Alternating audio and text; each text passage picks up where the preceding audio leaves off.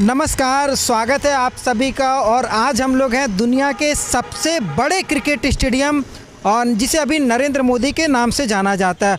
कुछ दिनों तक पहले ये मोटेरा स्टेडियम के नाम से पूरे भारत में नहीं पूरे वर्ल्ड में फेमस हुआ करता था और धीरे धीरे इसका रिनोवेशन हुआ, नए नए इसमें परिवर्तन किए गए। समय के साथ कहा जाता है ना, बदलाव ज़रूरी होता है और बदलाव प्रकृति का नियम है। और वही इस स्टेडियम के साथ भी हुआ। समय के साथ जनसंख्या बढ़ी, लोगों को सुविधाएं देनी होती हैं, तो लोगों के सुविधाओं को ध्यान में रख करके, जनसंख्या को ध्यान में रख करके अब फाइनल ये 63 एकड़ में बना प्रधानमंत्री नरेंद्र मोदी के नाम पे। अगर आप देखेंगे सरदार वल्लभ भाई पटेल स्पोर्ट्स इनक्लेव है, ये 63 एकड़ में बना है ये पूरा स्टेडियम, जिसमें अगर बैठने की कैपेसिटी की मैं बात करूंगा तो 1,32,000 लोग एक बार में बैठ करके मैच को देख सकते हैं।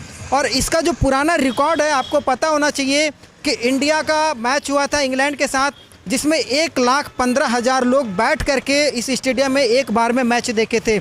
और ये स्टेडियम का खासियत केवल इतना ही नहीं है।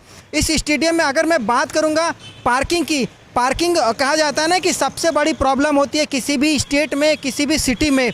और इस स्टेडियम की सबसे अच्छी खासियत क्या है ना, एक बार में 10,000 दो चक्का गाड़ी, टू व्हीलर 10,000 आप इसके अंदर में पार्क कर सकते हैं। साथ ही साथ 3,000 फोर व्हीलर पार्क कर सकते हैं। इतनी कैपेसिटी का हमारे यहाँ तो छोटा छोटा स्टेडियम बनता है। अब आप समझ सकते हैं कि ये स्टेडियम कितना बड़ा है। 10,000 लोग अगर हमारे यहाँ बैठ करके एक स्टेडियम में मैच देखते, इतनी छोटी छोटी कैपेसिटी की हमारे यहाँ बिहार में, झारखंड में, उत्तर प्रदेश में स्टेडियम बनता है। और ये स्टेडियम मात्र आपको कहा जाए तो एक ऐसा स्टेडियम है जिसे मात्र 6 साल में इस तरीके से डेवलप किया गया। प्रधानमंत्री का एक ड्रीम प्रोजेक्ट था जब उन्होंने इस स्टेडियम का रिनोवेशन का प्रोग्राम बनाया। सबसे पहले इस स्टेडियम के इतिहास की मैं बात करूंगा तो 1982-83 में इस स्टेडियम का निर्माण हुआ पहली बार, जिसमें इसकी कैपेसिटी जो थी वो 49,000 थी। उस समय गुजरात की आबादी भी कम हुआ करती थी।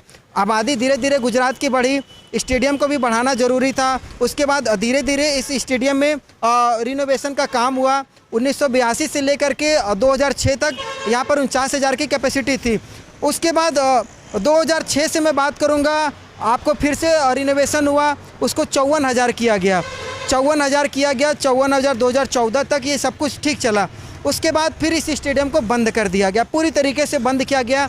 उसके बाद प्रधानमंत्री मोदी ने पूरे क्रिकेट एसोसिएशन को ये जिम्मेदारी दी कि अब इस स्टेडियम को ऐसा बनाना है जिससे पूरी दुनिया में इसका नाम हो सके। और इस स्टेडियम को फिर से रिनोवेट किया गया और लगभग 700 करोड़ रुपया इस पूरे स्टेडियम को रिनोवेशन करने में खर्च हुआ। 700 करोड़ रुपया कोई छोटी मोटी पैसा नहीं होता, छोटी मोटी धन नहीं होता है, आपको पता है, बहुत बड़ी रकम लगी इसमें। और फाइनली ये स्टेडियम 1,32,000 लोग इस स्टेडियम में बैठने की कैपेसिटी बनाई गई। और केवल स्पोर्ट्स तक ही सीमित नहीं है, इसके अंदर आपको ये पूरा सरदार वल्लभ भाई आपको पटेल स्पोर्ट्स इनक्लेव दिख रहा है, ना कि क्रिकेट दिख रहा है। स्पोर्ट्स का मतलब बहुत सारे खेल, एथलेटिक्स हो गया, तीरंदाजी हो गया, और आपको स्विमिंग की बात करूँगा, बहुत सारे खेल इसके अंतर्गत बनाए गए हैं। अलग अलग सभी का डिपार्टमेंट है, अलग अलग सभी का कॉम्प्लेक्स दिया गया है। और सबसे अच्छी खास बात क्या है ना इस स्टेडियम की मैं बताता हूँ। अगर मान लीजिए 1,32,000 की कैपेसिटी है और अगर छोटा मोटा कोई क्रिकेट मैच हो रहा हो, तो अब अगर उसमें दर्शक कम रहेंगे तो क्या होता है कि उस स्टेडियम का रौनक कम हो जाता है। और इस स्टेडियम को इस तरीके से डिज़ाइन किया गया ना कि अगर कम भी दर्शक रहे तो ये स्टेडियम आपको पूरी तरीके से कैपेसिटी फुल दिखता है, इस तरीके से बनाया गया है। और अगर मैं डिज़ाइनिंग की बात करूंगा तो ये अपने आप में बहुत खास है। ये स्टेडियम आपने देखा होगा पिक्चरों में भी, फ़ोटो में भी। और इस स्टेडियम में अगर एक बार दर्शक बैठ जाता है तो उसको कहीं से भी कोई भी अवरोध उत्पन्न नहीं होता। अवरोध का मतलब जैसे होता है ना, सामने से कोई डिस्टर्बेंस हो मैच देखने को लेकर के या किसी भी चीज़ों को लेकर के, इस तरीके का इस स्टेडियम को डिज़ाइन किया गया फ्यूचर को ध्यान में रख करके। और आपको पता है कि हमारा इंडिया जो है कहा जाता है अमेरिका से 100 साल पीछे चलता है, ऐसा कहा जाता है, लोग कहते हैं। और अपना जो गुजरात है ना वो पूरे ऑल ओवर इंडिया से 50 साल आगे चलता है। तो यहाँ पर 50 साल पहले का सोच करके निर्माण किया जाता है कोई भी चीज़ का निर्माण। अब ये इस स्टेडियम का निर्माण ही अगर मैं बात करूँगा तो ये इस स्टेडियम की खास बात ये भी है ना कि यहाँ पर जो कनेक्टिविटी होती है, सबसे बड़ा साधन लोगों के आने जाने का होता है।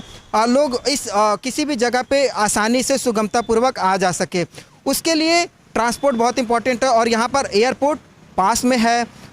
मेट्रो की बात करेंगे, आप मेट्रो देख सकते हैं, ये सामने कुछ दूरी पे, कुछ कदम पे ये मेट्रो स्टेशन आपको इधर दिख रहा होगा। ये मेट्रो स्टेशन है और ये मेट्रो स्टेशन का पिलर वगैरह है सारा कुछ। और रोड कनेक्टिविटी की बात करेंगे तो आप ये रोड देख सकते हैं, 2 लेन इधर है, 2 लेन इधर है, 4 लेन का ये रोड बनाया गया है, बीच में आपका मेट्रो दिया गया। ये सबसे बड़ी खास बात होती है। और हमारे यहाँ अगर कोई भी इस तरीके का प्रोजेक्ट पास होता है ना, तो प्रोजेक्ट पता है कहाँ पास होता है? जंगलों में, ऐसी जगह पे पास होता है जहाँ ना आने जाने की सुविधा होगी, ना पार्किंग की सुविधा होगी, जहाँ लोग आने जाने से भी डरते हैं। खास करके हम अपने उत्तर प्रदेश की बात करेंगे, बिहार की बात करेंगे, झारखंड की बात करेंगे। बात करते हैं झारखंड की, और झारखंड में भी पहले स्टेडियम हुआ करता था, एक किनन स्टेडियम, जो टाटा कंपनी के छत्र छाया में उस स्टेडियम का रखरखाव चलता था। अब यहाँ सोचने वाली बात ये थी कि टाटा स्टील कंपनी जो इतनी बड़ी कंपनी है, वो एक स्टेडियम का रखरखाव नहीं कर पाई और रोज़ इस पर दिन रात कंप्लेन चलता है, उसका रिनोवेशन की बात होती है और किसी के अंदर इतनी क्षमता नहीं है कि उस स्टेडियम को रिनोवेशन कर पाए। और अगर मैं दर्शकों की बात करूँ, क्रिकेट प्रेमियों की बात करूँगा, तो आप समझ सकते हैं कि अपने बिहार, उत्तर प्रदेश, झारखंड में लोगों के दीवानगी किस तरीके से होती है क्रिकेट को लेकर के। सर पर चढ़ता है क्रिकेट, भूत की तरह सर पर नाचता है क्रिकेट। और उस स्टेट में इतनी जनसंख्या है, इतनी आबादी होने के बावजूद भी अगर मैं स्टेडियम निकालूंगा ना, तो 2 से 3 स्टेडियम निकल करके आएगा। एक कानपुर का निकलेगा, दूसरा झारखंड में निकल जाएगा, रांची में जो बना हुआ है नया नया, और बिहार में तो अपना कोई स्टेडियम है ही नहीं। अब ये समझ लीजिए, इतनी बड़ी आबादी में आपको 2-3 स्टेडियम मात्र देखने को मिलेगा, और वो भी ऐसा स्टेडियम है ना कि जहाँ पर दर्शक ही नहीं जा पाए। जहाँ की कनेक्टिविटी की बात करूँ या किसी भी चीज़ की बात करूँ, फैसिलिटी की बात करूँ, वो इस स्टेडियम के मुकाबले बहुत कम होता है। और इस स्टेडियम का सबसे जो खास पल था ना, वो खास लम्हा, उसको मैं बता दूं, 2021 में हाउडी मोदी एक कार्यक्रम हुआ था जिसमें अमेरिका के राष्ट्रपति डोनाल्ड ट्रंप इसी मैदान पर आए थे और इसी मैदान पर आ कर के उन्होंने अपना प्रचार किया था। आप समझ सकते हैं इस स्टेडियम की खास बात क्या है। और सबसे इम्पॉर्टेंट हो जाता है, हम लोग बात कर रहे हैं क्रिकेट की, तो क्रिकेट में भी देखिए ये सब चीज़ें भी जानना ज़रूरी होती है कि कौन सा राज्य क्रिकेट में कितना योगदान देता है। अगर मैं गुजरात की बात करूं तो गुजरात में अगर रणजी टीम की बात करूं तो गुजरात में टोटल लगभग 3 रणजी टीम बनाई गई है। एक बड़ौदा है, एक गुजरात क्रिकेट एसोसिएशन है और तीसरा सौराष्ट्र क्रिकेट एसोसिएशन है। और आबादी कितनी है गुजरात की? 7 करोड़।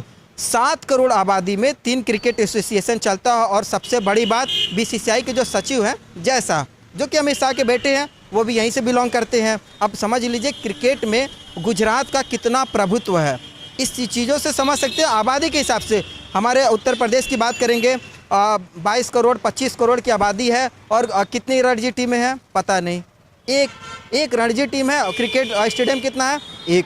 अब यहाँ पर अगर मैं बात करूँ तो यहाँ पर एक तो सबसे बड़ा स्टेडियम खुद ही है। अब इसके सामने सारे स्टेडियम छोटे लगते हैं।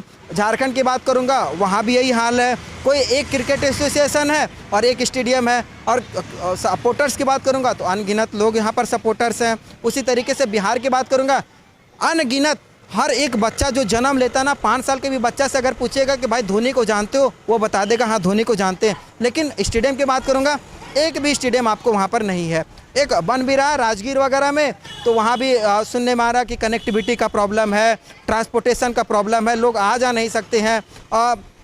पता नहीं कौन सा प्रोजेक्ट है, यह मुख्यमंत्री जी का इस तरीके से निर्माण कार्य वहाँ चल रहा है। इतिहास बहुत अच्छा है, भविष्य बहुत अच्छा है।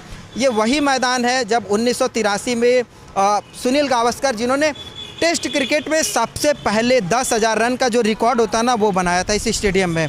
उसके साथ ही साथ 1983 में ही उस ज़माने के हमारे जो सबसे बेहतरीन हीरो हुआ करते थे हम लोगों के, आज भी हमारे हीरो हैं, कपिल देव ने इसी मैदान पर 9 विकेट लिया था वेस्ट इंडीज़ के खिलाफ। समझ सकते हैं अपने आप में उस समय वेस्ट इंडीज़ कितनी बड़ी और स्ट्रांग टीम हुआ करती थी वर्ल्ड क्रिकेट में, जिसका दबदबा हुआ करता था। और उस समय कपिल देव ने 9 विकेट लेकर के इस स्टेडियम में एक रिकॉर्ड बनाया था। और यहीं पर कई ऐसे कीर्तिमान हैं, राहुल द्रविड़ वगैरह हैं, वीवीएस लक्ष्मण, जिन्होंने अपना शतक वगैरह भी इस स्टेडियम में बनाया है। और सबसे इम्पोर्टेंट पता है क्या, 2011 का वो वर्ल्ड कप याद होगा जब क्वार्टर फाइनल में इंडिया और ऑस्ट्रेलिया ने आपस में भिड़ंत हुआ था और इसी मैदान में हुआ था। और इसी मैदान में इंडिया ने ऑस्ट्रेलिया को हरा करके जगह बनाई थी अपनी।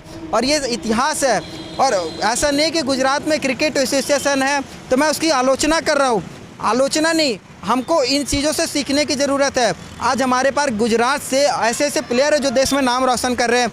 आप इरफान पठान की बात कीजिए, यूसुफ पठान की बात कीजिए, रविंद्र जडेजा की बात कर सकते हैं, हार्दिक पांड्या की बात कर सकते हैं, हार्दिक पांड्या के भाई जो हैं एक, अब उनकी बात कर सकते हैं, आप पार्थिव पटेल की बात करेंगे।